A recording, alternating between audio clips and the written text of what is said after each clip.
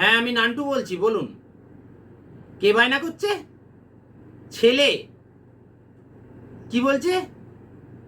পরের বছর জামাই ষষ্ঠী যাবেই, তাতে কি হয়েছে? ছেলের বিয়ে দিয়ে দিন, মেয়ে দেখে দিতে হবে। আরে দোর মশাই, তার জন্য তো আমি আছি। বলুন, ছেলের বয়স বলুন। কত? 42 বছর? তাহলে আর ছেলে নয়, লোক বলুন। তা কেমন মেয়ে লাগবে? ফর্সা সুন্দরী হতে হবে। আর কি?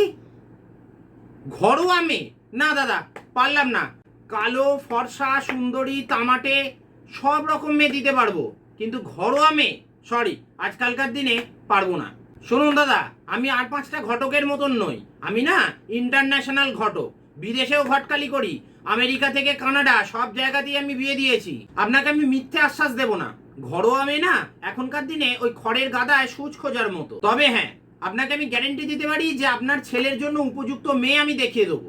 আরে একটা মেয়ে তো আমি এক্ষুনি দেখাতে পারি। মেয়ের বয়স 38 বছর, বাড়ি হিন্দ মোটর। হ্যাঁ, কি বলছেন? বয়সটা বেশি হয়ে যাচ্ছে? তা আপনার ছেলেরও তো বললেন বয়স 42। ঠিকই তো আছে, দুজনকে ভালো মানাবে। কি বলছেন? কম বয়সী মেয়ে বিয়ে করতে চায়? বাবা, ছেলের বয়স বলছেন 42। আচ্ছা, 35 হলে চলবে? আরো কম? কত? 25-26? আরে দর মশাই, রাস্তায় বেরোলে লোকে তো বাপ মেয়ে বলবে।